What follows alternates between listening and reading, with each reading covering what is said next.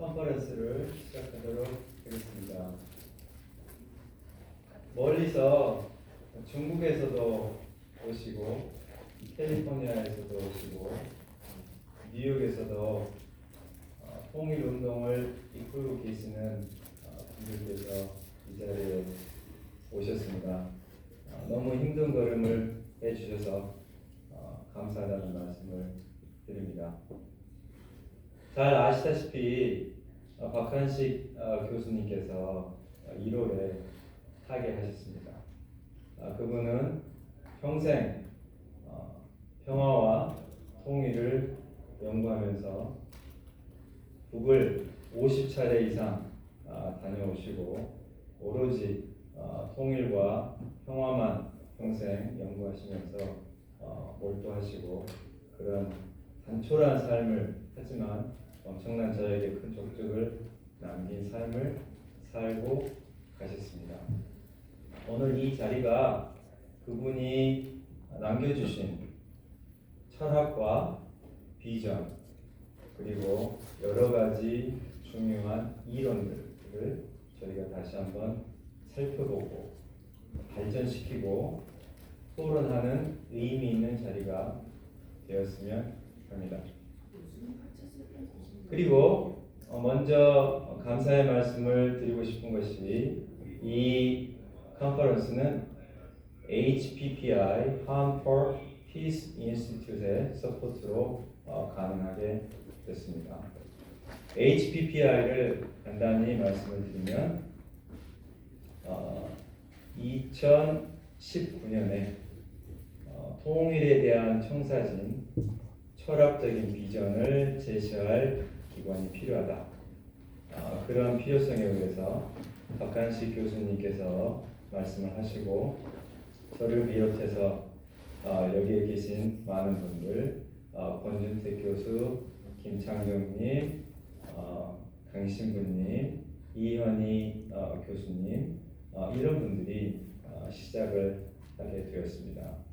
그 뒤로 저희가 50여 차례 넘는 모임을 통해서 많은 자료를 축적하였고 얼마 전에 안타깝게도 박한식 교수님께서 1월에 타계하시고 나서 저희가 다시 NGO로 미국의 NGO 단체로 등록을 하면서 다시 새롭게 론칭을 하는 계기를 마련하였습니다. 이번 Ham for Peace Institute에서 주관하는 이 컨퍼런스는 클라라 파크 그러니까 박한식 교수님의 큰 따님이신데 많은 도움을 주셨습니다. 그래서 이 자리에서 감사하다는 말씀을 드리고요. 여기 HPPI의 보드 멤버로 계신 분들도 이 자리에 참석하셨는데 많은 도움을 주고 계십니다.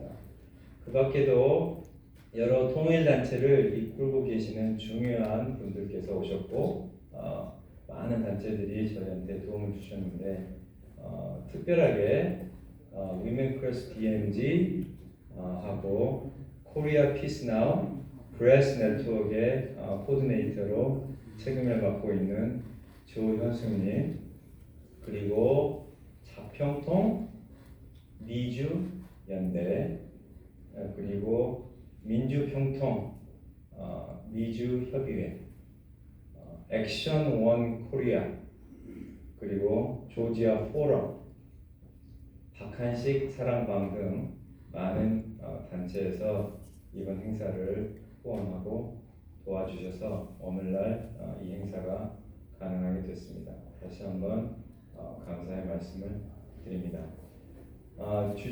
주재하시다시피 이 자리는 각 단체를 이끌고 계시는 분들이 와주셔가지고 통일에 대해서 우리가 앞으로 나아갈 바를 밝히는 중요한 자리입니다. 박한식 교수님의 사상을 저희가 한번 오늘 점검을 해보고 토론을 하고 심도 있게 의논하면서 앞으로 실무적으로 현장에서 뛰는 분들한테 이정법을 제시할 수 있는 자리가 되었으면 하고요. 또 이론가들께서는 실무 현장에 있는 분들의 경험과 지혜를 같이 듣고 다시 새로운 이론을 개발시킬 수 있는 그런 자리가 되었으면 합니다.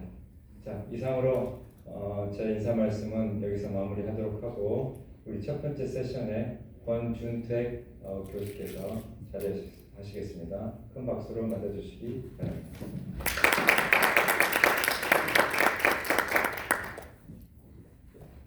영어가 엉망이래요. AI가 하는 영어가 엉망이야. 저 AI가 하는 건가?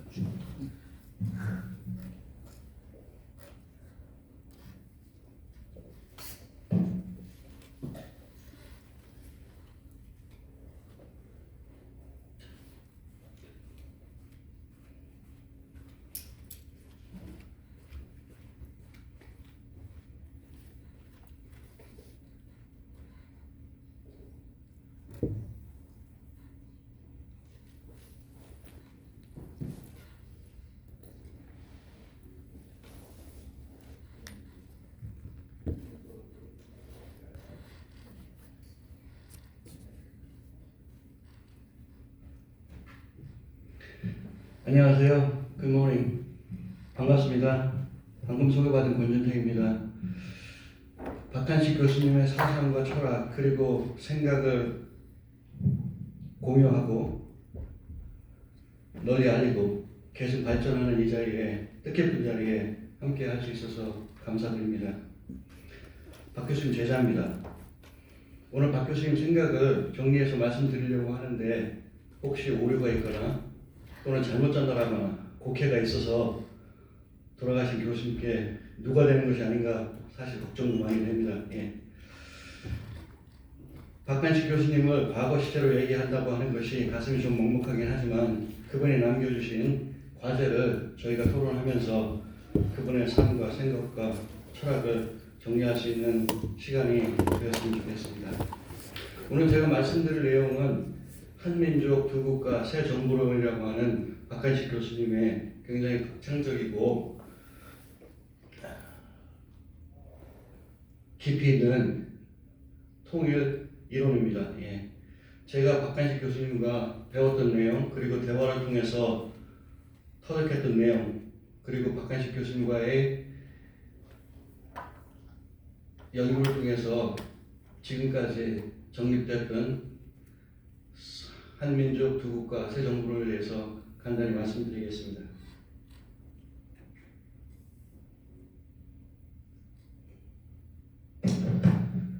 박한식 교수님은 학자셨습니다. 학자라고 하는 말을 굉장히 좋아하셨는데 학자의 소명, 책무 그리고 학문의 목적은 문제 해결에 있다 이런 말씀을 자주 하셨습니다. 박한식 교수님이 학생들에게 항상 두 가지 질문을 자주 하셨는데 하나는 30년 후에 이 사회가 어떻게 될 것 같으냐, 또 다른 질문은 30년 후에 이 사회가 어떻게 되었으면 좋겠느냐.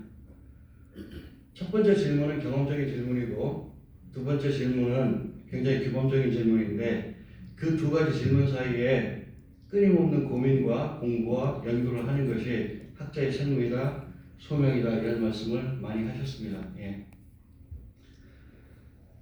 환자가 아플 때 의사가 환자가 어디가 아픈지 어떻게 아픈지 진단하고 처방전을 내리는 것처럼 사회과학자들은 항상 사회가 직면하고 당면한 문제들을 발견하고 이해하고 원인을 규명하고 정책적인 처방을 제시하는 것이 학자의 소명이라고 하는 소신을 평생 가지고 사셨습니다.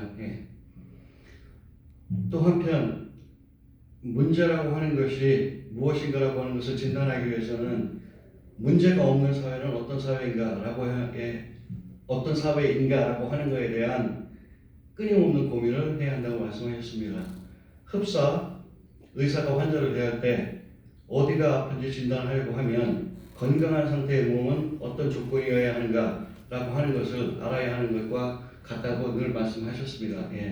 따라서 박 교수님께서 주장하신 내용은 문제 해결 능력이 가장 중요한 학문의 소명이고 학자의 책무이다라고 말씀하셨고 박 교수님께서 평생을 애면결면하면서 고민하시고 연구하셨던 바로 그 문제는 남북 통일과 한반도 평화였습니다.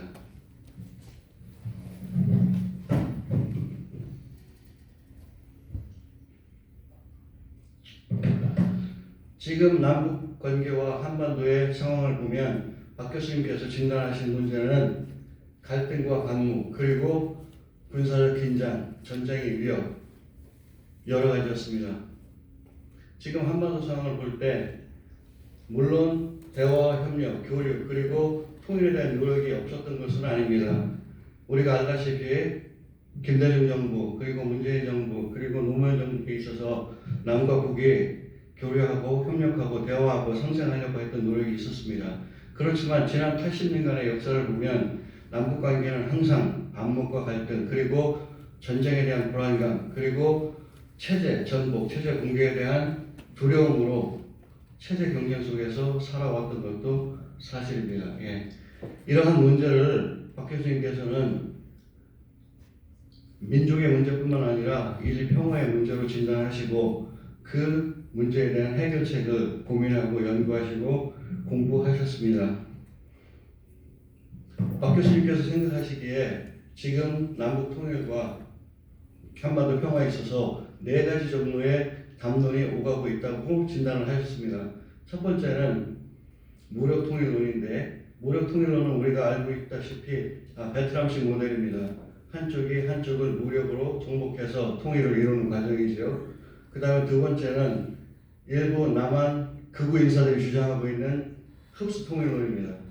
북한이 붕괴하고 그 붕괴로 인해서 북한이 남한에 흡수되어서 남북 통일, 한반도 평화가 찾아오는 시나리오죠. 아마 독일식 흡수 통일 모델이라고 보시면 될 것 같습니다. 예. 세 번째는 특히 젊은 사람들이 생각하고 있는 통일 무용론입니다. 통일을 왜 해야 되는가? 할 필요가 있는가? 굳이 할 이유가 없다. 통일이 오히려 남과 북에 부담이 되는 것이 아닌가라고 하는 생각을 가지고 있는 사람들도 꽤 있습니다.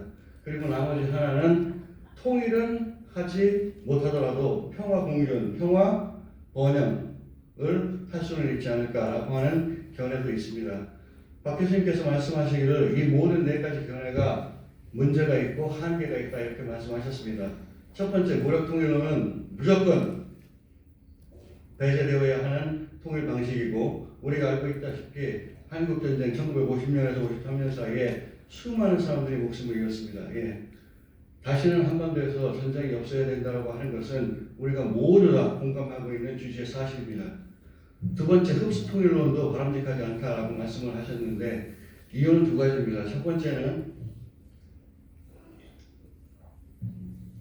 독일식 흡통일이 한반도에 가능하지도 않고 독일과 우리의 상황은 전혀 다르다라고 하는 말씀을 굉장히 많이 하셨습니다.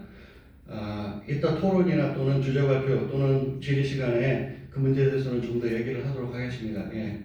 그리고 두 번째는 북한의 붕괴는 많은 사람들이 기대하고 있을지 모르겠습니다만 일어나지 않는 사실이다라고 하는 것을 늘 강조하셨습니다. 예. 북한은 붕괴하지도 않고 붕괴할 수도 없다라고 하는 지론을 가지고 계셨습니다. 예. 그리고 세 번째, 평화 번영과 평화 공존이 통일 없이 가능한가라고 하는 것에 대한 끊임없는 질문을 하셨습니다. 저와 토론도 많이 하셨고 저도 교수님과의 대화를 통해서 많이 배웠습니다. 예.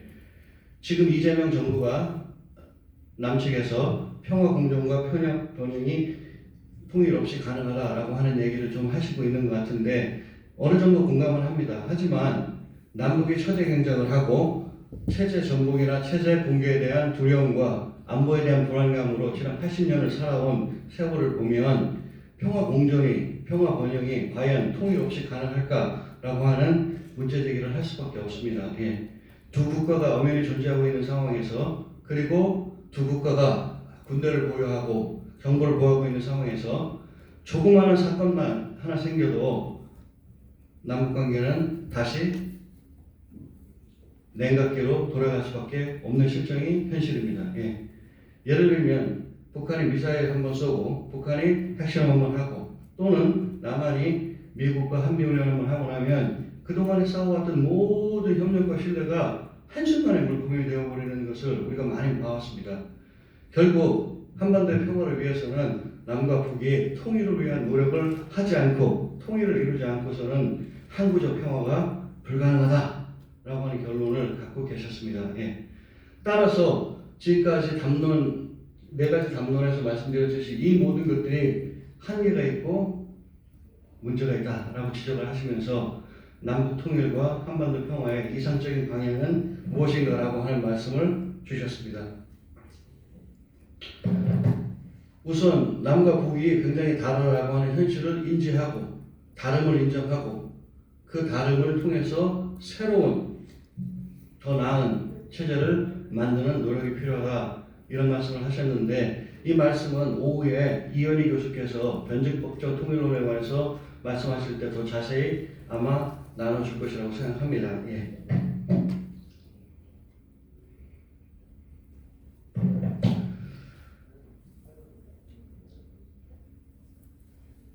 변증법적 통일론이라고 하는 철학의 바탕 위에 토대 위에 교수님께서 현실적으로 제시하신 통일 방안, 통일 청사제는 한민족 두 국가 세 정부입니다.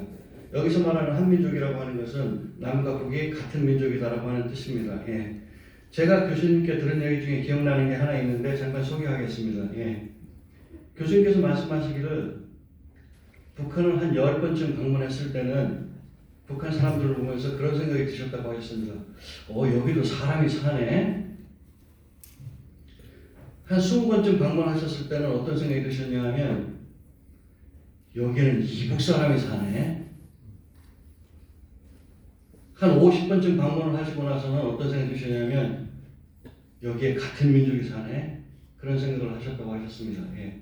남과 북이 이질적이고 지난 80년 동안 분단으로 인해 전혀 교류가 없었기 때문에 굉장히 다르다는 건 압니다. 그러나 우리가 또 같은 동질성도 많이 가지고 있습니다. 예. 다시 말씀드리면 이질성과 동질성을 동시에 갖고 있는 한 민족이란 말이죠.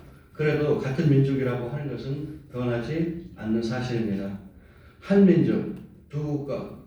두 국가라고 하는 것은 남과 북에 각각의 독립된 정부가 있고 그 독립된 정부가 국제사회에서도 다른 나라로 여겨지고 있습니다. 예. 새 정부라고 하는 것은 남과 북에 있는 서울정부, 평양정부에 더해서 제3의 정부 또는 공동정부라고 하는 것을 한번 만들어보자라고 하는 구상이셨습니다. 제3의 정부라고 하는 것은 공동정부이고 통일정부입니다. 하지만 통일 후에 만들어지는 정부가 아니고 통일 전에 통일을 준비하고 통일을 실험하는 정부를 만들어보자라고 하는 것이 교수님의 북청적인 철학이자 구상입니다.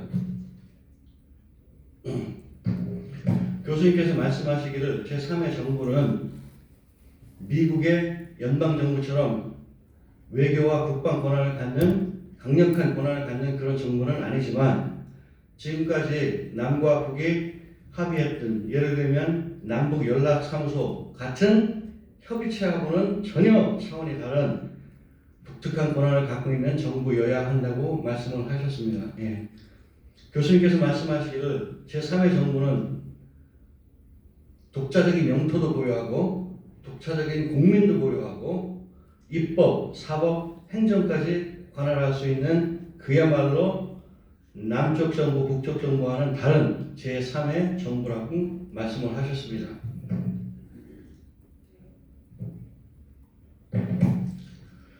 제3의 정부의 역할로는 첫 번째, 통일 헌법을 연구하고 통일 제도를 설계하고 통일에 대한 청사진을 연구하고 공부하는 정부여야 한다고 말씀하셨습니다.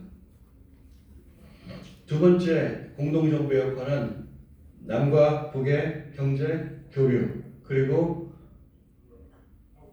인도적인 역할이었습니다. 예. 알고 있다시피 이산가족들이 지금 서로 상봉한 지가 꽤 오래됐고 많은 이산가족들이 이제 연세가 들어감에 따라 앞으로 10년 또는 20년 후면 더 이상 이산가족 문제는 아마 논의되지 않을 수도 있을 것입니다. 예. 제3정부의 역할이 정치적, 경제적 그리고 인도적인 차원에서 이루어져야 하고 구체적으로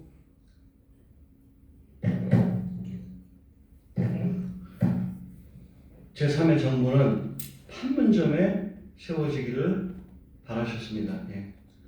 판문점은 한국 정부의 상흔이고 분단 역사의 상징이지만 오히려 판문점이라고 하는 것이 DMZ라고 하는 것이 우리 민족의 또 다른 가치가 될 수 있다 이런 말씀을 하셨습니다. 예. DMZ에 제3의 정부를 세우고 그 3의 정부가 DMZ를 고유의 영역으로 하고 남북 이산가를 그리고 해외 동포를 국민으로 초청하고 제3정부가 관할하는 DMZ에서 남과 북의 이질성, 동질성을 연구하여 더 나은 체제를 만들고 남과 북 사이에 중재 역할을 하면서 경제 교류와 인도적인 협력을 하고 그리고 통일을 설계하고 통일을 실험하는 그런 정부를 만들고 그에 따라 남과 북이 서로 협력하고 통일로 나가는 그런 청사진을 제시하셨습니다. 예. 제3의 정부는 미국의 연방정부와도 다르고 제3의 정부는 유럽연합과도 좀 틀이 다릅니다. 유럽연합은 국가 간의 협의체이긴 하지만 통일을 목적으로 하는 인스티튜션은 아닙니다. 그렇지만 제3의 정부는 통일을 목적으로 하고 통일을 실험하는 중요한 통일의 모델이 될 것입니다. 제3의 정부 모델은 교수님 말씀하시기를 지금까지 인류 역사에 없었던 한반도 특유의 한민족 특유의 통일 방안이라고 말씀을 하셨습니다. 예. 제가 준비한 게 좀 많은데 나중에 질의 시간이나 또는 토론 시간에 같이 하도록 하겠습니다. 저희 발표는 여기까지 하겠습니다. 감사합니다.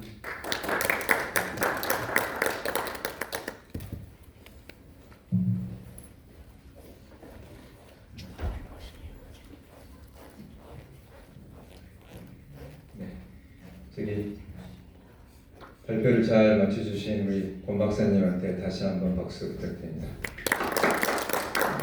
그리고 우리 강 신부님, 저 패널 자리로 좀 가주시죠. 네.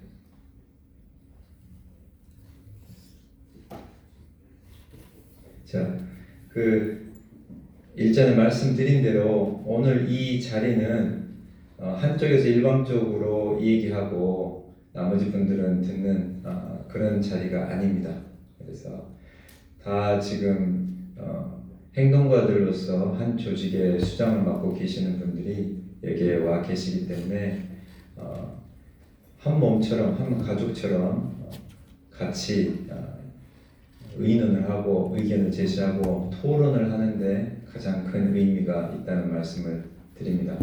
자, 오늘 발표해 주신 권 교수님하고 그리고 우리 강 신부님 그리고 지금 인터넷으로 조인을 하고 계시는 이현휘 교수님, 예, 그다음에 이재봉 교수님 마찬가지로 오늘 패널 멤버로 모시겠고요. 일단 패널들의 말씀을 좀 듣고 그 다음에 여기 와 계신 방청객 여러분들하고 같이 토론을 하는 그런 시간을 갖도록 하겠습니다. 이 시간이 사실은 가장 제가 보기엔 중요하다고 그렇게 믿고 있습니다. 그래서 기탄 없이 말씀을 좀 해주시기를 바랍니다.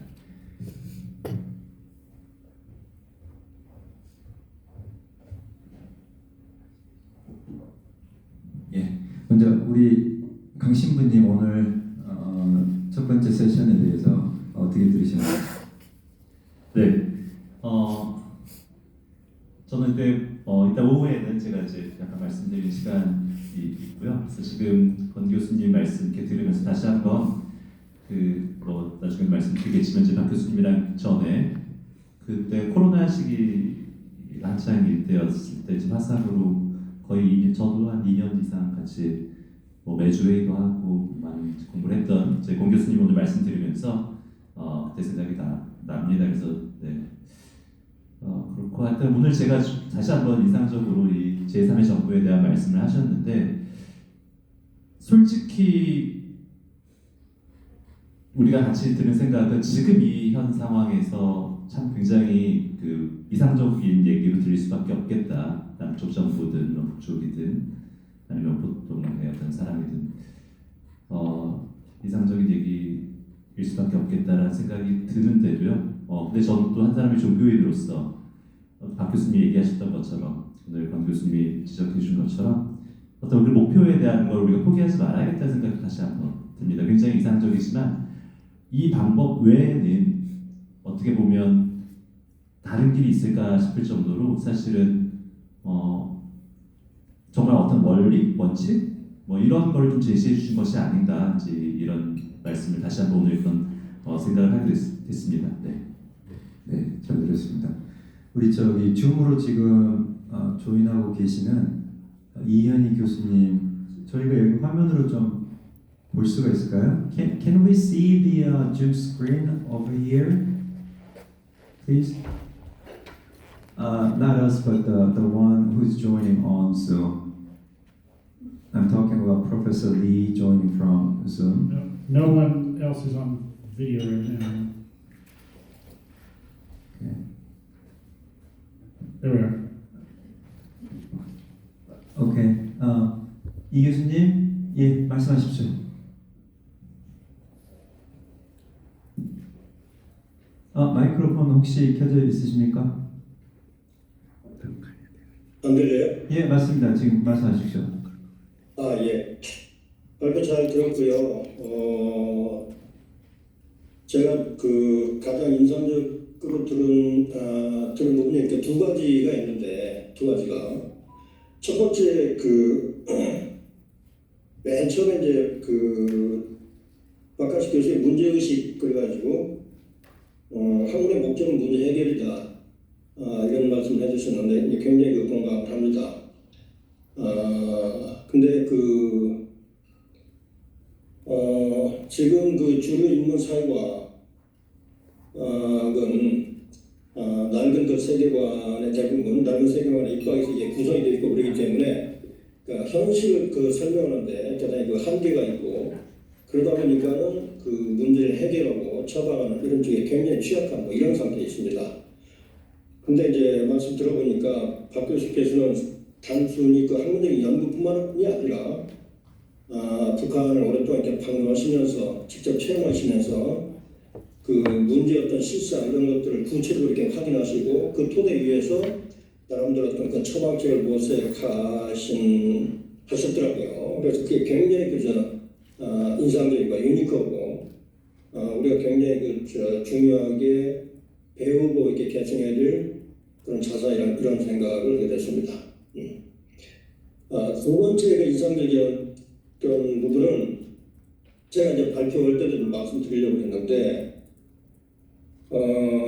기존에 지금 수없이 많은 통일론 뭐 이런 게 많이 나와 있잖아요. 그래서 그러니까 통일하면 무조건 독일 통일을 할지 또는 오스트리아 중립화 통일을 할지 또 무력 통일 여러 가지가 많이 있는데 그 모든 통일론들의 공통점이 있는데 뭐냐면은 그 통일론들은 우리가 직면한 문제를 진단을 하지 않고 외부 거 이렇게 참조하고 이렇게 베껴온 이런 방식의 그런 통일론이더라고요. 말하자면 진단이 없는 우리 문제를 치열하게 진단하지 않은 상태에서 외부로부터 이제 처방책을 이제 들여온 그런 통일론들인데 공통점이 그래서 저는 이제 보통 진단 없는 처방 이런 것도 쓰고 그러는데 근데 권 교수님 발표를 들어보니까는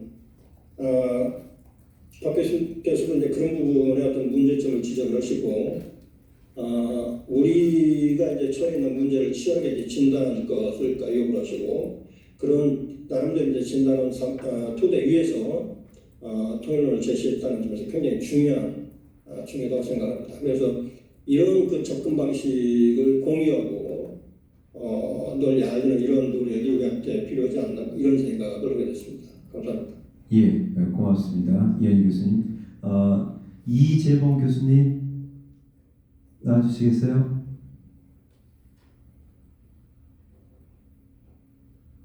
이재봉 교수님.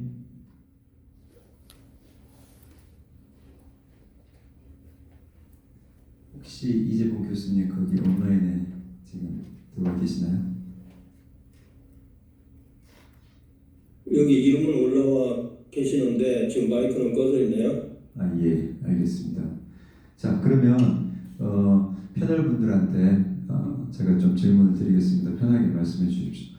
아까 권 교수님께서 발표해 주신 내용 중에 핵심적인 내용이 우리는 다른 EU나 독일이나 그런 모델하고는 다르다. 여기 미국에도 지금 연방제가 있지 않습니까? 그래서 페더럴이 있고 로컬 거버먼트가 있는데 현재 보시면 알겠지만 여러 가지 문제에 많이 연방 정부하고 지방 정부가 부딪히고 있는 실정이고 또 연방 정부에서 군을 보내기도 하고 그래서 여러 가지 지금 문제가 많이 생기고 있습니다. 따라서 우리의 모델은 특별히 달라야 된다 이런 말씀을 해주셨는데 그 포인트가 키인 것 같아요. 그러면 연합 모델도 아니고 미국의 연방 모델도 아니고 독일식 통일 방법도 아니고 과연 우리는 어떤 방식으로 해나가야 될까? 이 문제에 저희가 귀착을 하게 되는데 우리 강 신부님 말씀 먼저 제가 좀 들을까요? 네, 알겠습니다. 네, 제가 사실은 뭐 이런 분야의 그 전문적인 식견을 갖고 있지 않기 때문에 그냥 평범한 얘기를 할 수밖에 없을 것 같고요. 제가 어떤 모델이라기보다도 저는 아까 잠깐 전에 말씀드렸듯이 그런 그 필요성에 대한 거, 네, 저는 그게 이제 중요한 것 같아요. 이제 이런 그 다른 방식의 어떤 그 선택이 필요하다 우리 민족에게는. 근데 사실 지금 상황에서는 저는 이제 현실적으로는 그 거기까지 가는 그런 생각까지 가는 것조차가 너무 어렵기 때문에 네. 근데 그런 고민이 더 있고요. 근데 지금의 문제점이 뭔지 아까 진단에 대한 얘기도 좀 전에 다시 나왔는데 저는 그 어떤 박 교수님이 제시하는 어떤 그런 모델로 가기 위해서 그런 대안을 잘 마련하기 위해서는 지금 무엇이 우리가 문제인지 지금 왜 이렇게 평화 공존이 안 되는 건지 예를 들면 이런 문제의식이 굉장히 중요한 것 같고 거기에 대한 치열한 고민이 먼저 있어야 된다는 생각을 하고 거기 질문에 대해서는 아마 권 교수님이 좀 더 자세히 말씀해 주시지 않을까 생각합니다. 네, 말씀해 주십시오, 권 교수님. 고맙습니다. 제 생각에는 그 제3의 정부가 만들어지면 정부가 이제 세 개가 생기는 거지 않습니까? 남쪽 정부, 북측 정부 그리고 DNJ는 제3의 정부. 예. 그 3의 정부에서 통일을 설계하고 통일 헌법을 만드는 노력을 하자는 거거든요. 그 통일 헌법에 있어서 향후 남북한이 통일됐을 때 연방제로 갈 것인지 향후 남북한이 통일됐을 때 연방제로 갈 것인지 아니면 연합으로 갈 것인지 그 문제는 이제 나중에 논의를 하자는 거죠. 예. 연방제로 괜찮고 남북 연합도 큰 문제는 없어 보입니다. 다만 남북한이 지금의 상황에서 벗어나서 통일로 간다라고 하는 것 그것이 중요한 것이죠. 예. 그래서 이제 나중에 강신부님께서 말씀하시겠지만 개성 평화통일대학을 만들자고 하셨잖아요. 거기서 이제 또 이런 문제들을 교육하고 논의하고 연구하자 이런 얘기를 하신 거죠. 예. 제 생각에는 남북 연합도 괜찮고 연방제도 괜찮고 북한에서 얘기하는 낮은 단계의 연방제도 괜찮고 남북한에서 얘기하는 남북 연합도 괜찮고 적어도 남북한이 통일로 가자라고 하는 논의를 시작하고 제3의 정부를 만들어서 그 틀 안에서 계속 토론하고 그런 과정이 필요하지 않을까 싶습니다. 네, 우리 이은희 교수님 말씀하십시오.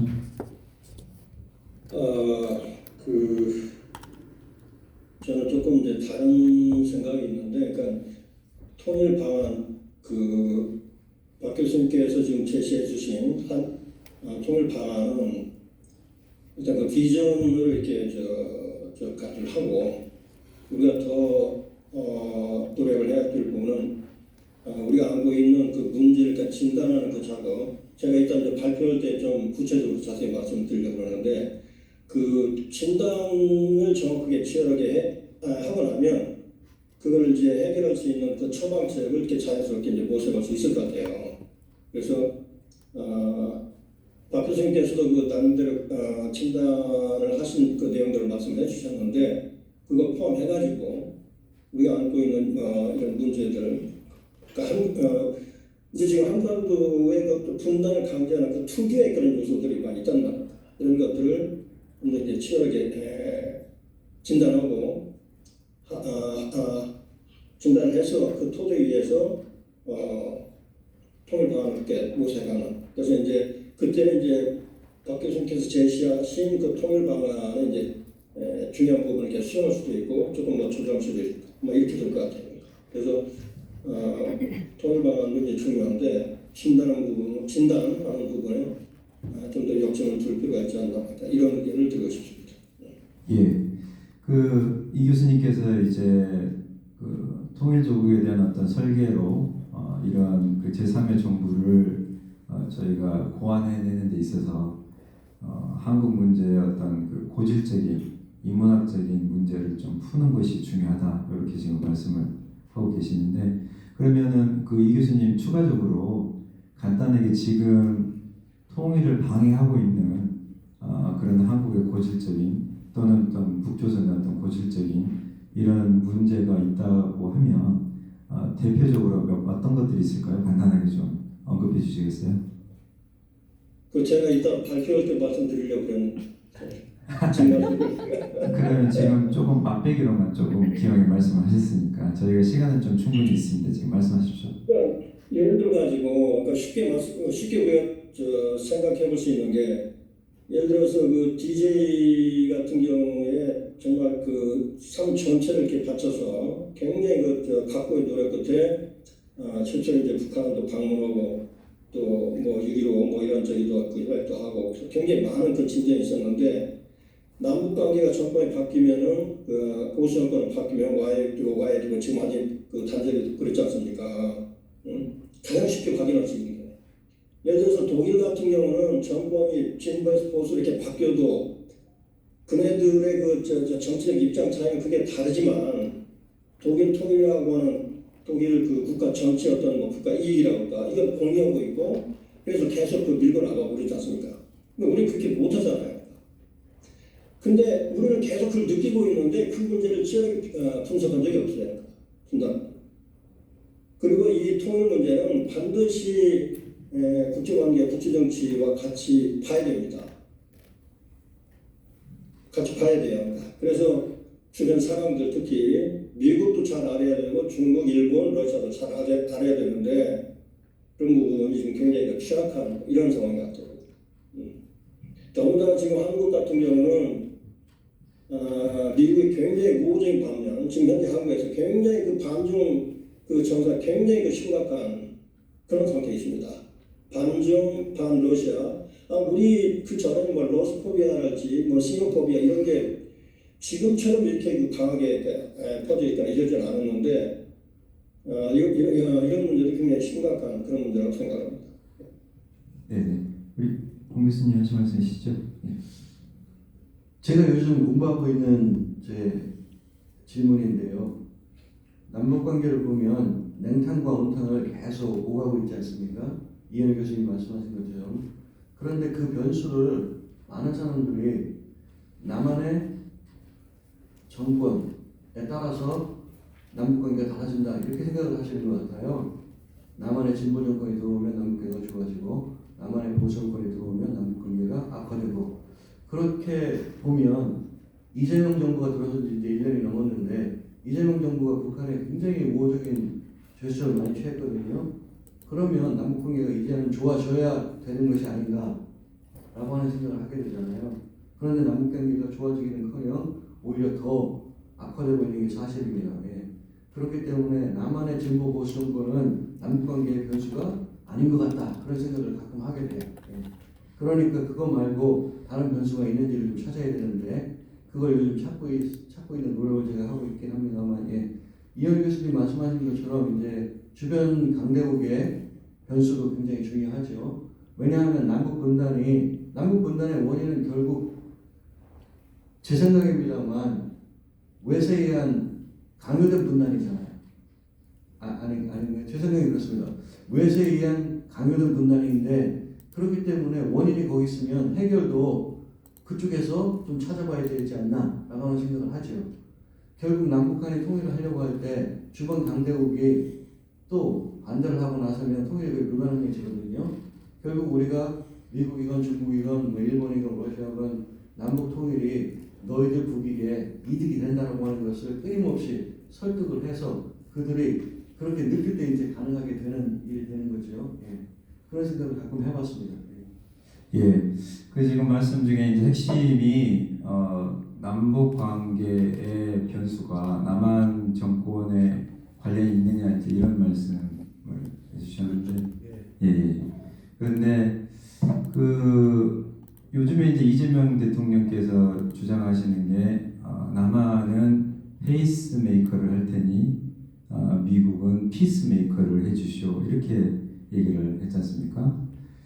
그러면 결과적으로 제가 듣기에는 우리가 북한하고 더 이상 할 수 있는 얘기가 없으니 물론 뭐 여러 가지 원인이 있겠고 또 북측에서 먼저 이번에 모든 관계를 단절하겠다 제3국으로 이제 앞으로 보겠다 이런 얘기를 했지만 그럼에도 불구하고 우리 남한 정권이 할 수 있는 일이 별로 없으니 미국의 주도로 모든 일이 이루어져야 된다. 이렇게 말씀을 하시는 것은 제가 보기에는 그러면 어째서 이런 상황이 아니냐를 이제 우리가 보게 될 텐데 결과적으로 북한이 주장하는 것들은 남한하고 얘기해서 여러 가지 합의를 해도 결과적으로 변하는 것은 없다. 그렇기 때문에 우리는 미국하고 얘기를 해서 뭔가를 얻어내겠다. 이제 이런 얘기잖아요. 그러면 어찌 보면 우리의 역할을 더 축소를 하고 또 우리의 목소리를 낼 수 없는 굉장히 그 비자주적인 그런 자세가 아닌가 저는 그렇게 보고 있습니다. 그래서 오히려 북측에서 생각하는 그런 어떤 현재 상황을 더 고착화시키고 또 미국에 좀 더 많이 의존을 하게 돼서 결국은 우리가 한반도를 운전을 하는 것이 아니고 우리는 페이스를 메이크 해줄 테니 피스는 당신이 메이크를 하시오. 저는 그렇게 들리는데 그 부분에 대해서는 좀 어떻게 보십니까? 공 교수님. 저쪽으로 공감합니다. 사실 제가 생각하는 북한의 입장은 김대중 정부, 노무현 정부 그리고 문재인 정부까지 남한과의 대화가 가능하고 남한이 남북 문제에 대해서 역할을 할 수도 있을 것이라고 생각을 했던 것 같아요. 그런데 한 3번 정도 지나고 나니까 이제는 속았구나. 더 이상은 못 속겠다. 남한이 남북관계에 있어서 할 수 있는 자주적인 일이 하나도 없다는 거예요. 북한 생각에는. 예. 너무 미국에 의존을 하고 너무 사대주의적인 발상으로 미국과의 관계를 유지하고 있기 때문에 우리가 너희랑 얘기할 수가 없다. 여기 얘기해봐야 아무 뭐 역할도 없고 권한도 없고 할 수 있는 게 없는데 아마 그런 결론을 내린 게 아닌가 싶습니다. 제 생각에는. 그 다시 본론으로 돌아가서 저희가 제3정부 그냥 정부도 아니고 강력한 권한을 가지고 있고 아까 말씀하신 헌법이라든지 입법 권한이라든지 사법 행정 권한까지 또 영토까지 이렇게 우리가 고려를 하고 있다라고 보면 현실적인 문제를 생각했을 때 장소는 어디가 되겠느냐. 그럼 제 생각엔 DMZ 땅이 지금 비어있기 때문에 그쪽을 사용을 하면 될 것 같다는 생각은 드는데 그 밖에도 헌법적인 문제라든지 또 외교권이라든지 행정 문제라든지 사법이라든지 또 이 제3의 정부에서 어찌 보면 지방 정부 그러니까 북측의 정부와 남측 정부하고는 어찌 보면 지방 정부 네 그런 부분을 어떻게 관계를 세팅을 할 것이냐. 그러면 또 우리가 여기에서 미국의 모델을 따라갈 것이냐. 그것은 아니다. 그러면 우리만의 모델은 도대체 현실적으로 뭔가 좀 더 정확하게 어떻게 하자는 것인가. 또 이런 고민을 저희가 해볼 수가 있거든요. 어떻게 생각하십니까, 공 교수님?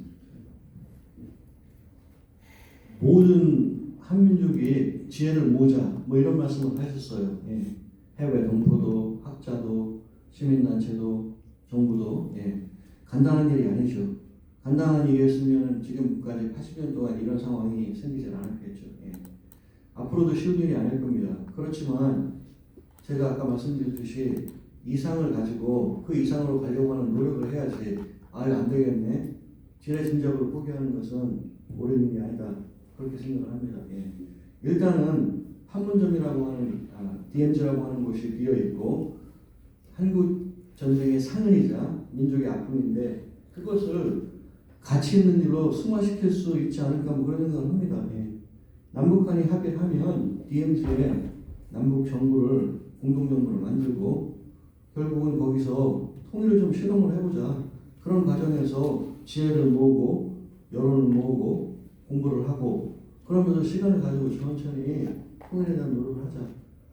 박 교수님 항상 말씀하시기를 통일이 급하게 이루어지면 오히려 좋지 않다 이런 얘기 말씀 많이 하셨습니다. 예. 천천히 해보자. 뭐 그거죠. 저도 지금 구체적으로 권한은 어떻고 사무실은 어디에 두고 인원은 어떻게 충당하고 뭐 그런 것들을 생각해보진 않았습니다. 예. 그렇지만 큰 틀에서 공동정부 설립을 남북이 합의를 하면 그 뒤에 따라오는 것들이 이제 행정적인 문제지요. 그러니까 우리가 얘기하는 것은 큰 정치적인 문제를 얘기하고 정치적으로 제3정부 설립을 합의한다라고 하면 나머지들은 이제 다 행정적인 문제들이니까 그런 것들은 뭐 어렵지 않게 해결해 나갈 수 있을 것이라고 생각을 합니다. 결과적으로 그러면 통일에 대한 어떤 공감대라든지 그 시너지를 통해서 어떤 그 전혀 다른 패러다임으로 되는 사회가 되고 그 힘을 이용해서 이런 여러 가지 움직임들을 일궈 나가야 될 것인데 그럼 또 여러 가지 그런 방안도 단계적으로 있지 않겠습니까? 예. 그렇죠. 가장 시급한 방안은 이제 정전협정인데요. 1953년 7월에 이제 맺은 정전협정인데 말 그대로 이제 전쟁이 지금 중단되어 있는 상태지 않습니까? 예. 그러니까 그 정전협정을 남북의 평화협정으로 좀 전환을 하자라고 하는 것이 이제 가장 시급한 첫 단추가 될 것이고 이제 남북이 평화협정을 체결하고 나면 결국 유엔사에 대한 권한 축소 또는 DMZ에서의 철수를 요구할 수 있는 이제 법적 일종의 권한이 형성이 된다고 생각을 하거든요. 그러면 이제 DMZ 땅을 이제 남북 정부가 확보할 수 있게 되는 거죠. 예. 그러면서 자연스럽게 이제 한반도에 주둔하고 있는 미군의 역할도 조금씩 줄여나갈 수 있을 거고, 예. 그것이 북한으로 하여금 남한이 자주적으로 할 수 있는 역량이 있네라고 하는 이미지도 줄 수 있을 것이고, 예. 그런 것이 이제 천천히 나가는 하나의 과정이 되겠죠. 예. 네, 좋은 말씀해 주셨습니다. 아시다시피 뭐 유엔사는 사실 불법 단체죠. 전혀 근거가 없는 단체인데 지금까지 DMZ에서 그 권한을 행사를 하고 있습니다. 여러 가지 해결해야 될 문제들이 많이 있겠지만 우리 이 교수님께서는 어떤 문제가 가장 저희가 먼저 풀어야 될 시급한 문제라고 생각을 하십니까? 제3. 네, 두 가지 말씀드리고 싶은데 우선 첫째로 그 제3정부가 있잖아요. 그 제3정부 그게 이제 운영이 잘 되려면은 남한과 북한 간에 이제 굉장히 그 협력 이게 잘 되어야 될 겁니다. 근데 좀 제 생각은 그 제3정부가 지금 만들어진다고 하더라도 남한과 북한 우리가 운영할 능력이 거의 없을 거라고 봐요. 왜냐하면 한국전 처음 보더라도 굉장히 그 분열적이잖아요. 지금 여야 간의 그 소통 안 되지 않습니까? 제가 아까 그 신문기사 몇 개, 한 2개인가 올려줬는데 한국의 그 사회적 갈등이 세계 최고 수준이고 연 그 갈등 비율이 뭐 한 300조 정도 이렇게 지금 나간다는 거잖아요. 근데 지금 더 계속 악화가 되고 있어요. 근데 그 한국의 그 사회적 갈등 양식이 남북 간의 그 갈등 양식과 다르지 않습니다. 근데 그 남북 간은 그 정도가 다르기 때문에 한국 사회적 갈등보다도 더 어려운, 더 악성 그런 그 갈등이란 말이에요. 근데 그 정부도 그렇고 학계도 그렇고 그렇게 갈등이 굉장히 끊임없이 고조가 되어 있는데 이 문제를 진단하고 분석하는 사례가 단 한 번도 없어요. 계속 악화가 되지 않습니까? 우리가 3정부를 만들어가지고 그걸 운영할 수 있다면은 왜 뭐 개성공단이랄지 이런 거 잘 되고 있었는데 그 운영 못하지 않습니까? 굉장히 치명적인 이유가 있어요. 그걸 우리가 찾아야 되고 분석을 해야 되고 이런 문제가 다 있고 그다음에 이제 아까 이제 권 교수님께서 말씀해주신 거, 이게 우리 이제 통일 문제는 이제 반드시 이제 국제관계에 대한 굉장히 정확한 그 이해가 있어야 되고 그러는데 그 한국에서 이제 통일 문제 이야기할 때 오스트리아 쪽에 관심 갖고 있는 사람들이 많아요. 그래가지고 뭐 오스트리아 모델 중립과 통일 뭐 이런 쪽에 관심 갖고 그 활동하는 사람 굉장히 많이 있는데 오스트리아의 그 정치 문화와 한국의 정치 문화는 하늘과 땅 차이로 달라요. 하늘과 땅 차이로 다릅니다. 그 우리 그 해방 되고 난 다음에 미수 공동 그러니까 모스크바 3상회의를 하고 미수 공동위원회를 개최했잖아요. 그죠? 그런데 사람들 잘 모르는데 미수 공동위 모스크바 3상위원회 그 합의 내용 그다음에 미수 공동회에서 그때 이제 활동했던 미국과 소련 간의 이런 걸 보면은 그 오스트리아 그 상황보다도 훨씬 좋습니다. 오스트리아보다도 훨씬 좋아요.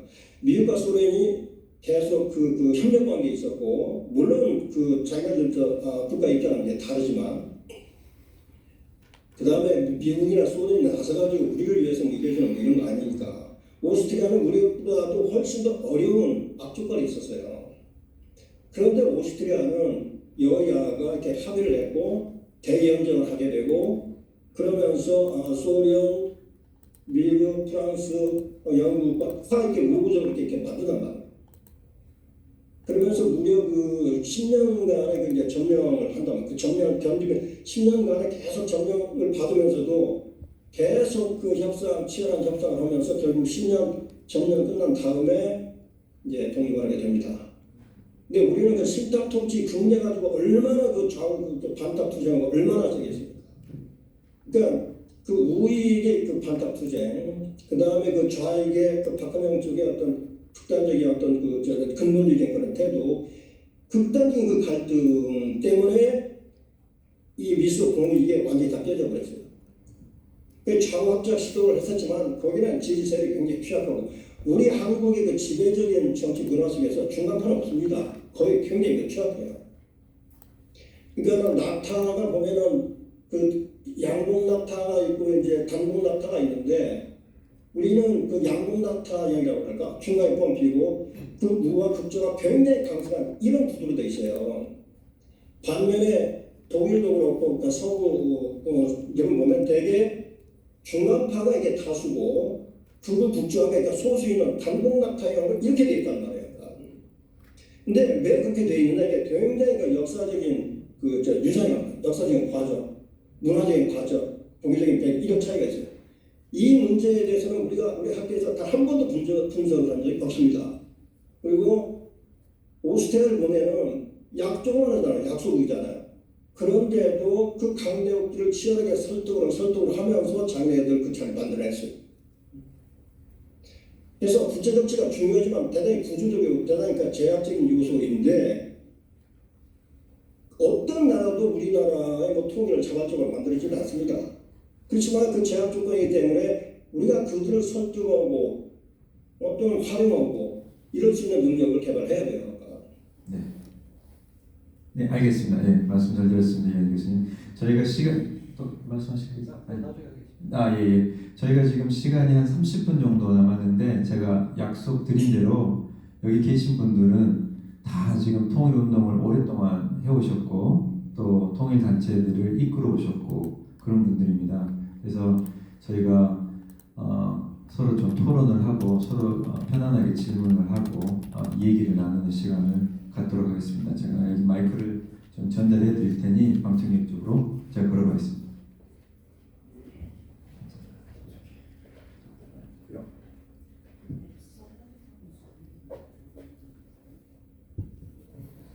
자, 먼저 저희 와 계신 여러분들로부터 우리 패널에게 오늘 주제에 관련된 것들을 일단 좀 국한을 해주십시오. 그래서 우리 첫 번째 주제에 대해서 질문을 좀 먼저 받도록 하겠습니다. 마이크 편안하게 쓰시고 자기 성함을 간단하게 말씀을 해주시고 질문을 시작하시면 되겠고 간결하고 명확하게 말씀을 해주시면 좋겠습니다. 네, 하시죠.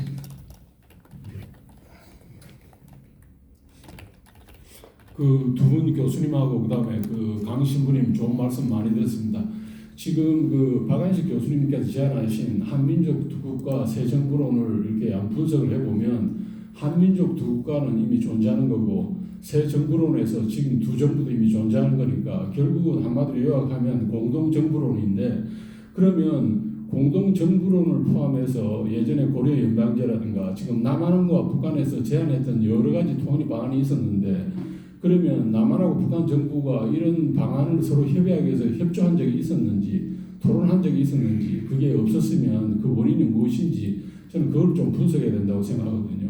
왜냐하니까 남한과 북한이 일단 어떤 방식의 통일을 하든지 일단 통일을 할 의사가 있으면 자리에 마주 앉게 되면 그게 고려 연방제든지 새 정부론이든지 이런 건 중요하지 않다고 생각하고 어차피 토론하는 과정에서 그 방법이라든가 그 구성이 그 도출될 거기 때문에 그건 중요한 문제가 아니라고 생각합니다. 그 지금 남아프리카 공화국에는 수도가 3개가 있어요. 입법부, 사법부, 그 다음에 행정 수도가 3군데가 있습니다. 한 곳에 모여 있는 게 아니라 그것도 같은 한민족이기 때문에 이제 그거하고 저희하고 똑같은 모델은 아니지만 충분히 이제 그 방법으로 해서 이제 남한과 북한이 통일에 접근할 수 있다고 저는 보거든요. 그래서 일단은 역사적으로 볼 때 그 남한과 북한에 어떤 그런 시도가 있었으면 그 시도가 무산된 이유가 혹은 안 된 이유가 무엇인지 이제 이 교수님께서 이제 일단 남한 자체에 그 여러 가지 그 분열 때문에 정치적 분열 때문에 일단 여러 가지 문제가 있다고 이야기하시는데 저도 동감을 하고요. 그 다음에 그 강 교수님께서 말씀하신 남한과 북한이 통일이 되려면 결국은 그 우리가 그 외세의 그 인정을 받아야 된다. 특히 이제 남한과 북한이 대립하는 근본적인 이유 중에 하나가 남한에 지금 미군이 주둔하고 있지 않습니까? 북한에는 사실 자주적으로 정책이라든가 이런 모든 것을 결정할 수 있는 역량이 있는 반면에 남한은 지금 미군의 미국이 지배를 상당히 받고 있는데 제가 개인적으로 생각할 때는 남한이 거기서 벗어나기 위해서는 우리가 미국의 그 어필을 해야 됩니다. 그러니까 남한과 북한이 통일됨으로써 그 다음에 미국이 두려워하는 그 중국하고 러시아의 남진을 막을 수 있는 강력한 그러한 그 버프링이 존이 된다는 그런 인식을 계속 심어주고 북한이 지금 핵을 갖고 있는데 북한이 핵을 포기해야 된다고 계속 주장을 하면 더 이상 접근이 안 되는 거죠. 그래서 북한의 핵을 갖다가 인정하고 북한의 핵을 인정하고 남북이 통일된다고 가정했을 경우에 그 핵이 결국은 중국하고 러시아의 남진을 막는 그러한 강력한 억제책이 될 수 있다는 그러한 이론을 갖다가 우리가 세워서 결국 그 미국을 설득해서 미국에서 생각하기에 남북한이 통일이 되는 게 정말로 도움이 된다고 생각하고 그 다음에 일본이라든가 다른 이제 나라를 갖다 설득해서 하는 게 저는 그 괜찮은 방안이지 않나 이렇게 생각을 합니다. 그 다음에 또 하나 제가 생각하는 게 뭐냐니까 지금 그 남북한의 이제 그 정책을 결정하는데 이제 예를 들어서 남한이나 북한의 정책을 결정하는데 사실 미국에서 여러 가지 이제 그 영향을 많이 끼치는데 미국의 그 싱크탱크에서 이제 한국 국적을 가진 미국인이라든가 저희처럼 그 다음에 이제 여러 가지 조언을 해주는 학자들이라든가 교수님이라든가 학자들과 이런 분들이 제가 볼 때는 그러한 적극적인 그러한 저희 일반인들보다 적극적인 그런 아주 바람직한 그런 해법을 내놓지 못하고 있어요. 그게 문제라고 저는 생각해요. 그래서 이제 박한식 교수님도 지금 이제 그런 식으로 이야기를 하셨는데 제가 박한식 교수님의 그 새 정부론이 매력적인 이유는 박한식 교수님이 이제 북한을 50번이나 다녀오셨고 남한과 북한 양측에 대해서 아주 잘 알고 계시는 분이란 말입니다. 근데 그 교수님이 이 새 정부를 주장했을 때는 남한과 북한의 여러 가지 그 대처 방법이라든가 여러 가지 생각하는 걸 갖다 고려해서 제안을 하셨을 거라고 제가 생각하거든요. 그래서 그러면 이 새 정부론을 한번 남한에서 제안해 본 적이 있는지 안 그러면 북한에서 제안해 본 적이 있는지 이제 그런 게 사실 개인적으로 좀 궁금합니다. 네, 말씀 잘 들었습니다. 그 몇 가지로 이제 요약을 하면 첫 번째는 그 새 정부론에 가장 가까운 어떤 제안들이 역사적인 제안들이 있어 왔느냐, 그게 첫 번째 질문이었죠. 예, 그거부터 일단 시작을 하겠습니다. 누가 먼저 말씀하시겠어요? 홍 교수님 말씀하시겠어요? 제가 알고 있기로는 남북 간에 공식적으로 새 정부론에 대해서 토의를 하거나 논의한 적은 없는 교수님께서 개인적으로 저에게 말씀하시기를 북한의 고위 담당자들에게 이런 얘기를 구두로 그리고 서면으로도 전달을 여러 번 했다라고 말씀을 하셨습니다. 예. 그리고 교수님 건강하실 때 한국에 있는 남한에 있는 여러 정치인들에게 이런 얘기들을 많이 하셨고 특히 경기도에 대해서는 나중에 DMZ에 제3의 정부를 마련할 수 있도록 준비를 좀 해달라 뭐 이런 얘기도 전달을 하신 적이 있다고 말씀을 하셨습니다. 예. 그렇지만 공식적인 논의는 없는 것으로 알고 있습니다. 예. 그다음에 두 번째로 말씀하신 것은 아까 뭐 이제 우리가 가지고 있는 핵이라든지 이런 것들이 결과적으로 강대국의 인정을 받고 통일 자체가 세계 평화에도 이제 합리적인 방향으로 이끌어가는 길이다. 이것들이 이제 보이는 건데, 거기 우리 이현희 교수님 아까 첫 번째 주제에 대해서 혹시 말씀 있으십니까?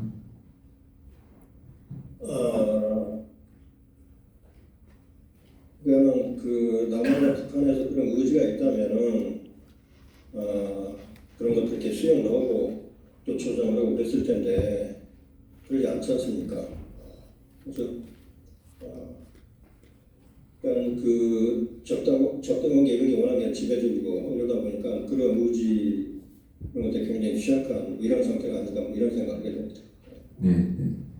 두 번째 아까 언급하신 부분으로 가겠습니다. 홍 교수님. 저도 방금 말씀하신 것에 대해서 전적으로 동의합니다. 예. 남북한이 그러면 제3정부건 낮은 단계 연방제건 남북연합이건 형태가 어떻든 간에 둘이 마주 앉아서 통일을 해야 되겠다라고 하는 생각을 먼저 해야 된다라고 하는 말씀 전적으로 동의합니다. 예. 그런데 지금까지 그게 왜 안 돼 왔을까? 그 문제를 분석하고 연구하고 하는 학자들도 많고 그렇죠. 예. 각자 생각이 다르고 의견이 좀 다른데 저도 공감하는 부분은 이제 사실은 한겨레 신문에 교수님께서 연재하실 때 제가 집필을 했는데 그 내용 중에 딱 한 줄이 교수님 진단입니다. 뭐냐면 문제는 미국에 있다. 그 말씀을 하셨죠. 예. 교수님께서 주한미군 철수를 주장한 게 1970년입니다. 예. 굉장히 좀 놀라운 주장이죠. 1970년이면 예. 지금도 굉장히 놀라운 주장인데 그러니까 지금 세계를 지배하고 있는 미국이 한반도를 남북 통일을 어떻게 보는가 그게 가장 중요하죠. 예. 결국은 미국의 역할이 중요한데 말씀하셨듯이 이제 미국에게 어떻게 설득을 해서 남북 통일이 너희의 국익에 정말로 도움이 된다라고 하는 설득 작업을 하고 그 환경과 토대를 이제 만드는 노력을 이제 하는데 그 첫 번째 일환에 이제 남한이 미국과의 관계를 어떻게 설정하는가라고 하는 거가 맞죠. 예. 저도 공감합니다. 예. 예, 이현희 교수님. 제가 지금 권 교수님 말씀에서 간단하게 좀 말씀하시죠.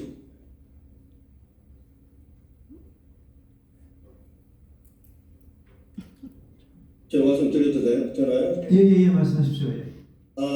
지금 미국 이야기가 나왔으니까 미국 이야기가 지금 다 그 권 교수님이나 지금 말씀하신 것들 다 이제 동의하는데 박 교수님도 이제 미국이 이제 중요한 변수다 이제 이런 말씀하셨는데 공감합니다. 근데 어쨌든 우리가 이제 미국을 설득해서 이걸 만들어내야 되는 거잖아요. 그러니까 오스트리아도 미국을 설득했고 독일도 설득했단 말이에요. 근데 이제 저 개인적인 이야기지만 제가 이제 뒤늦게 대학원에 이제 공부하고 싶은 게 이제 몇 가지 주제가 있었는데 그 중에 하나가 미국이었습니다. 미국이 이제 중요하니까. 그런데 대학원 박사과정 마칠 때까지 미국 대외 정책이라든지 미국 정책 과목이 개설이 안 됐어요. 대학원에서 미국을 공부할 수가 없었어요. 그러니까 한국에 지금 미국에 관한 좋은 연구도 거의 없습니다. 수많은 사람들이 뭐 미국에서 이제 공부하고 그러지만은 유학 가서 뭐 미국을 공부하고 온 그런 사람이 거의 없습니다.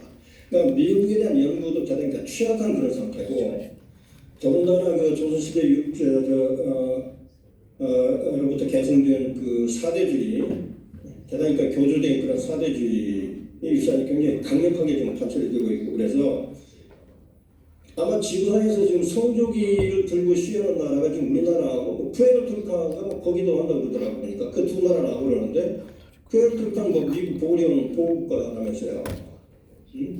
그 이사가 돼 있어요. 그래서 그 정부에서도 미국에서 다른 얘기를 그걸 못하고 있고, 그래서 그런 영향들이 굉장히 취약한 상태에 있고, 그 한문이 연구도 안 돼 있고, 지금 이런 상황에 처해 있습니다.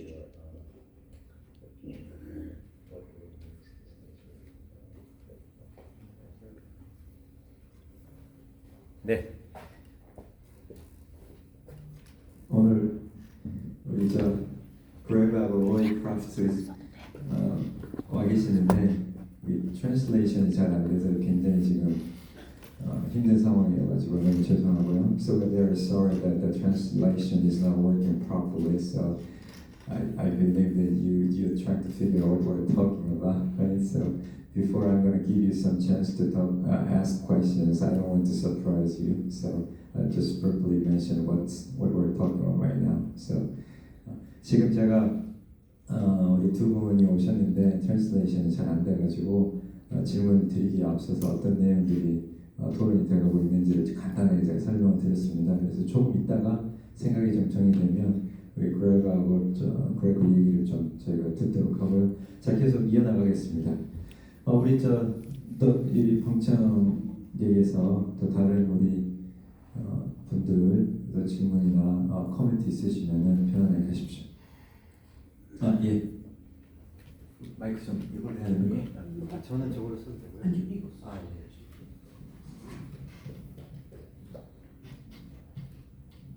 예. 네, 안녕하세요. 저는 LA에서 왔고요. 자주통일평화연대 LA에서 활동하고 있습니다. 조선학교를 지원하는 그 활동을 함께 하고 있는 김미라입니다. 지금 말씀하신 것 중에서 아까 질문하신 내용이 그렇다면 제3 정부를 수립하기 위해서 두 남과 북이 어떤 노력을 하였느냐라는 질문을 하셨는데 저는 이제 활동가의 입장에서 활동가적인 입장에서 말씀을 드리자면 분명히 있었죠. 예를 들면 조국통일 범민족 연합이라는 범민련이 있었습니다. 알고 계시겠지만 1990년 1월 20일에 결성하기로 합의를 보았고 남과 북이 1991년 1월 25일 북측에서 본부가 결성이 되었고 1995년 2월에 남측에서 결성이 되었습니다. 그런데 이 범민련이 북측에서는 정부에서 하는 단체로 결성이 되었고 남측에서는 비정부 단체로 결성이 되었습니다.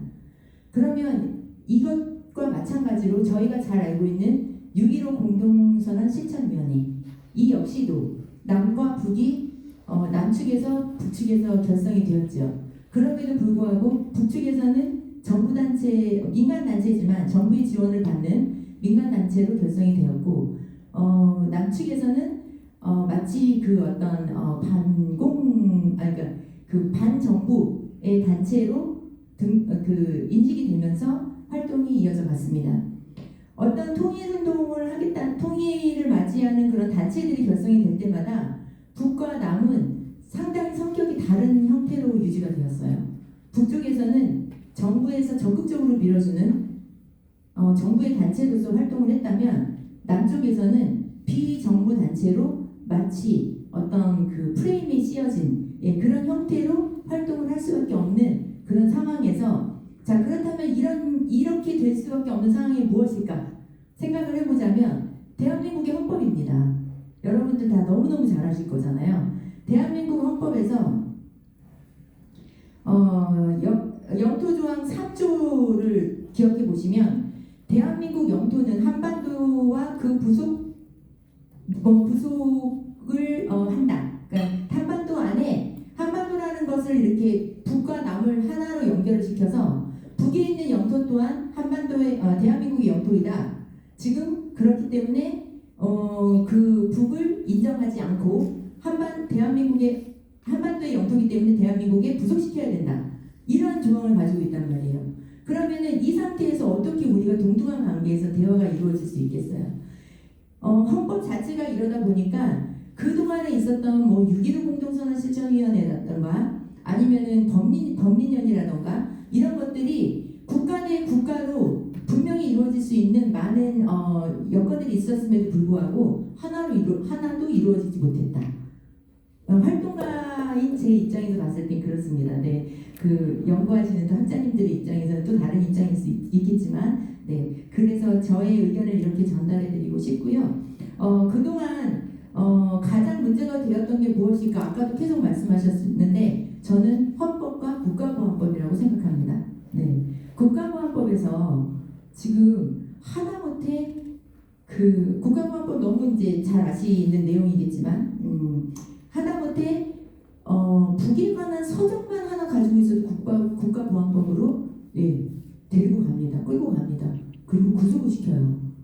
아니 말이 안 되잖아요. 네, 이러한 말도 안 되는 국가보안법을 이게 1948년에 만들어졌죠. 현재 2026년을 살아가고 있는 우리가 1948년에 제정된 법률로 인해서 제재를 받고 있는 상황인 거죠. 그래서 활동가인 제 입장에서 봤을 때 가장 문제는 헌법과 국가보안법이다.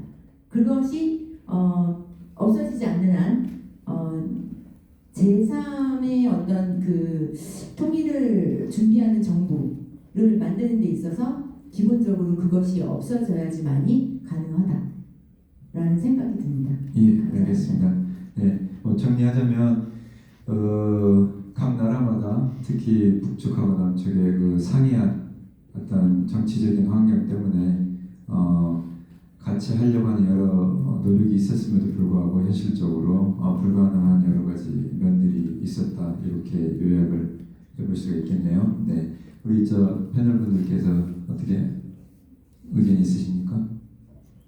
말씀 잘 들었고 전적으로 공감합니다. 네. 우리 이현희 교수님께서는 마이크가 켜져 있습니까? 네. 저도 공감합니다. 예.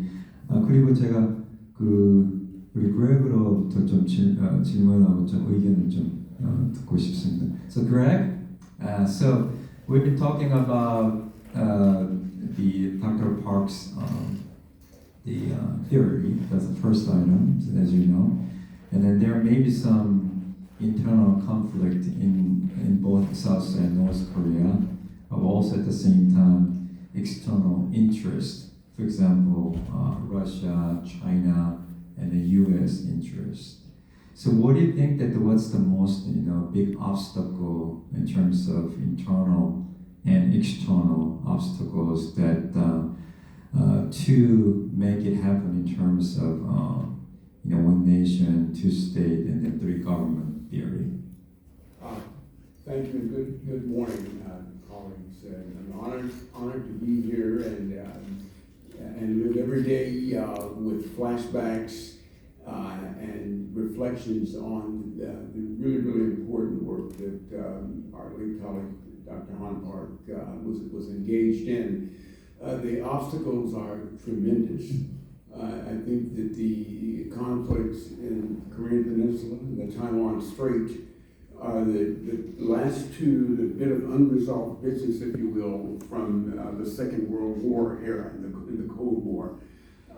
These are existential conflicts, and so in ways we're prisoners of history, prisoners in terms of imagination, conceptualizing, the intellectual component, and we're history. We're if you will, we've become prisoners of the geopolitical, geostrategic component of it all. We're trapped. It's a conundrum. It's a dilemma, and it's potentially the quickest, I believe, pathway to World War III.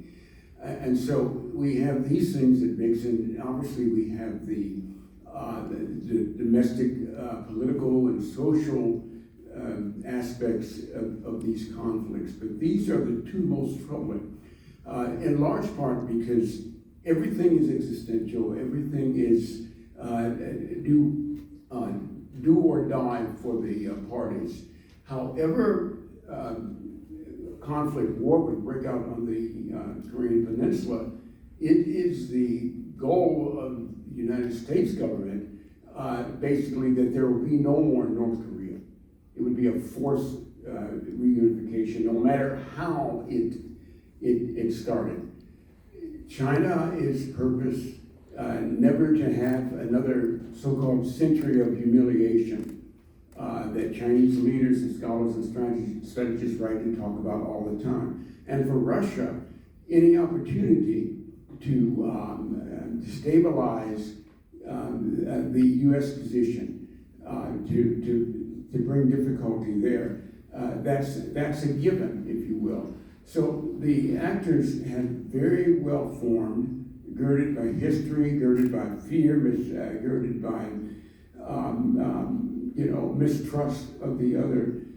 This is baked in. Mistrust of the other. I'm sorry. Yeah, you could keep going, please. Oh, please. Yeah, it's technical glitch. Oh, it's a technical glitch. Okay, so just continue. Yes, please. Okay, good. Thank you. Thank you. So, in short, we are prisoners of imagination. We're prisoners of the security state of affairs or reality that we've built, and we're prisoners of domestic political machinations, and essentially we are trapped. As increasingly we see a changing situation in the United States, we could.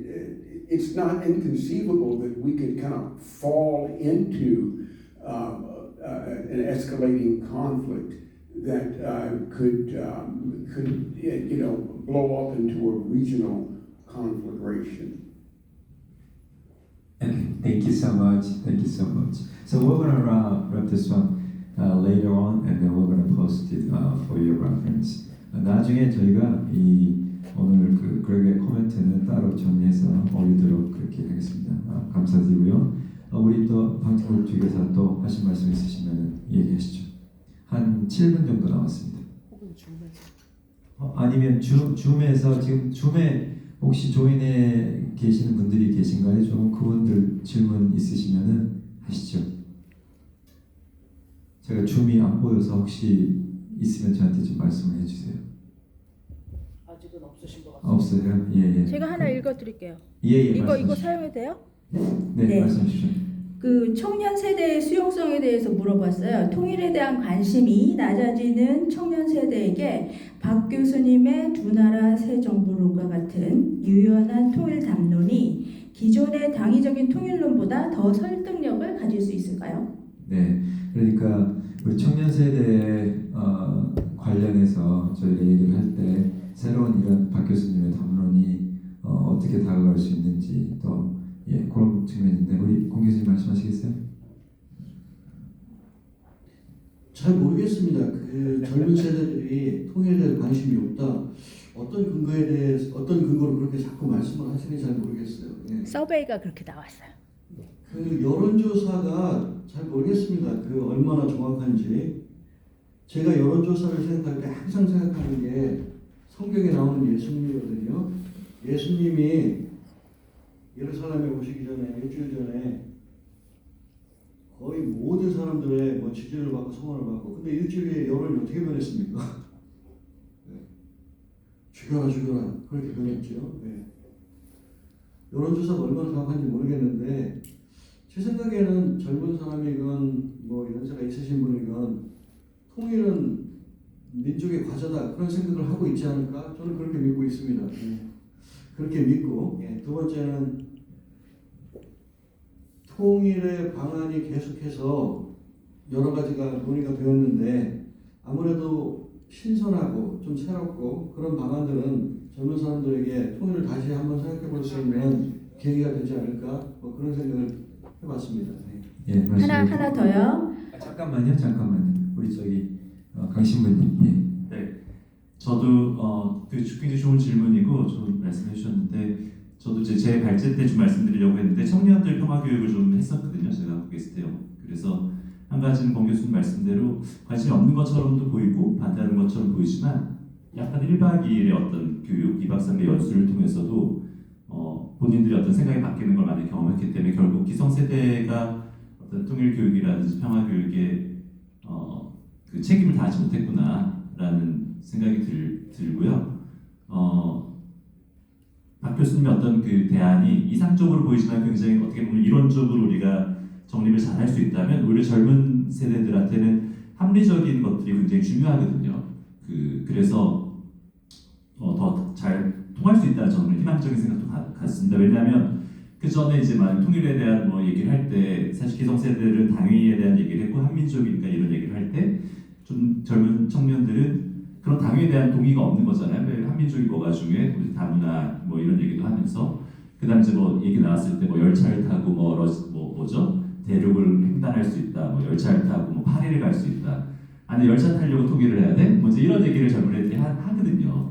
뭐 경제적인 어떤 효과에 대해서도 냉철하게 분석해 보면 사실은 이제 우리 굉장히 희망적인 얘기를 하지만 좀 비판적으로 보는 청년들의 시각에서는 이게 확실한 거야? 경제적인 효과가 통일의 그 편익에 대해서도 어떻게 보면 이제 그런 거 이제 계속 논의가 필요할 텐데, 그러니까 그래서 어떻게 보면 박 교수님이 얘기하시는 우리 함께 고민해야 될 어떤 이론적인 얘기들이 어떤 그런 게 정당하다면 어떤 합리적 근거가 되고 이성적으로 동의할 수 있다면 오히려 감성적인 것보다 청년들에게 우리가 하나의 제시할 수 있는 통일 방안이 아닐까 이런 생각도 듭니다. 네, 두 번째 질문해 주십시오. 네, 제3의 정부의 실효성에 대한 건데요. DMZ나 개성에 설치될 제3의 연방정부가 실질적인 행정력과 주권을 행사할 수가 있는가요? 아니면 상징적인 협력 기구에 그칠 위험은 없는가요? 네, 아까 그 부분은 저희가 한번 짚고 넘어간 것 같아요. 벌써 우리 공 교수님께서 말씀해 주셨고 또 저희가 핵심적인 역할을 해야 된다라고 말씀을 하셨고 그리고 그러기 위해서는 또 내부적인 여러 가지 문제들이 우리가 어떻게 극복을 해야 되는지 그런 얘기도 아까 저희가 오갔습니다. 네, 그걸로 가름하겠습니다. 다른 또 질문 있으신가요? 이 온라인에? 많은데요. 다음 괜찮아요. 세션에. 한 2, 3분 정도 있기 때문에 여기 혹시 오디언스들한테도 저희가 드릴 거지만 앞으로 한 2, 3분 정도 돼 있으니까 굉장히 중요한 부분입니다. 소통을 하고 서로 의견을 나누기 위해서 우리가 이 자리에 왔기 때문에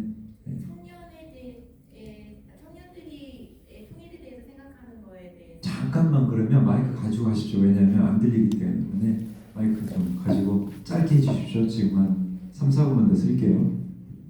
네, 저희가 이 부분에 대해서 얼마 전에 토론한 게 있어서 잠깐 말씀을 드리면 통일이 되면 뭐가 좋은지를 일단 뭐 아까 말씀하신 것처럼 한민족 이런 거 전혀 안 통해요 이제는. 그래서 통일이 되면 뭐가 좋은지를 명확하게 알려줘야 되는 거죠 젊은 세대들에게는. 그러기 위해서는 자 통일이 되면 일단 남자들은 군대 의무적으로 가지 않아도 돼. 이거가 이제 가장 크게 와닿는다고 하더라고요. 네, 두 번째 여성들에게 지금 북을 알려주는 것과 겸으로 해서 자 여성들이 아이를 낳고 직장에 갔을 때 지금 북의 현실이 어떤지 타가시설이 어떤지 그 다음에 휴가를 얼마큼 많이 주는지 이런 것들을 기성세대들이 충분히 알아서 젊은 세대들한테 그것을 본보기로 보여주는 거예요. 지금 북이 현재 실행하고 있는 것들 있잖아요. 그런 것들 정말 육아휴가 엄청 기거든요. 타가시설 너무 잘 돼 있거든요. 그리고 아이들을 키우는 것을 그러니까 아이들을 키워내는 것이 국가의 어떤 목표로 되어 있잖아요. 그렇기 때문에 그런 것들 제대로 된 현실적인 것들을 알려주자는 거죠. 그리고 집 문제 결혼하면 집 주잖아요. 그것이 우리가 통일이 되면 분명히 이렇게 잘 만들어질 거잖아요. 대한민국 것만 가져갈 것이 아니라 북측 것만 가져갈 것이 아니라 남측과 북측의 것이 잘 어우러질 테니까 그 중에 북측에서 현재 하고 실행되고 있는 어떤 사회적인 제도들을 현실적으로 알려주는 그런 방법이면 어떻겠나 하는 저희가 얼마 전에 토론했던 내용 중에 하나입니다. 네, 아주 좋은 내용 같이 공유해 주셔가지고 감사합니다. 현실적으로 통일을 했을 때 청년들이 또 여성들이 어떠한 그 혜택이라든지 좋은 점들이 있을까 이런 것들을 좀 파고들면 좀 더 효과적으로 통일의 여론을 끌어올리는데 도움이 된다 이런 말씀을 제가 있습니다. 예, 말씀하십시오. 네, 아까 제가 말씀드렸듯이 그런 것들이 제3정부가 해야 할 중요한 역할 중에 하나죠. 예, 특히 통일 교육. 예, 강신부님 말씀하신 것처럼 젊은 세대들에게 통일이 왜 필요하고 하면 어떤 것이 좋은가라고 하는 것을 이제 계속 교육을 통해서 얘기하는 거죠. 다시 말씀드리면 분담 비용과 통일 비용을 비교를 해서 산술적으로, 경제적으로, 합리적으로 젊은 사람들이 얘기하면 공감을 하지 않을까 싶습니다. 예. 저희 전희경님, 네. 예, 하나만 더 온라인에서 하고요. 저희 마무리하도록 할게요. 4차 산업혁명 시대의 기술 협력이 박 교수님이 제안한 제3의 공간에서 어떤 시너지를 낼 수 있을까요? 이런 거 있는데 관련이 되나요? 약간 벗어난 주제인데 제가 공학을 하니까 그 부분은 짧게 말씀을 드리면 4차 혁명이라는 거 제 개인적으로 그 정의 자체가 좀 모호합니다. 그리고 그런 혁명들은 여러 번 또 와 있어 왔죠. 뭐 산업혁명도 있어 왔고 지금은 AI 혁명인데 그럼에도 불구하고 인간의 본질은 변하지 않고 또 우리 통일 문제는 그 본질을 건드리는 그런 근본적인 문제이기 때문에 굳이 기술적인 그 혁명하고 혁신하고 이렇게 충돌을 할 이유가 별로 없다. 저는 그렇게 생각을 합니다. 하나 더. 그러니까 북한이 주장하는 연방제하고 박 교수님의 이론 중에서 어느 쪽이 북한 체제의 안전을 보장하고 남한의 민주주의 가치 수호를 동시에 더 잘 충족시킬 수 있을까요? 말씀하시겠어요? 시간이 좀 부족하지 않습니까? 짧게 하시죠. 예, 저도 짧게. 굉장히 큰 주제인데 시간이 좀 더 필요할 것 같긴 하고요. 일단은 교수님 생각은 민주주의 또는 사회주의 그런 것을 이제 극복해보자 이런 말씀을 하시는 거거든요.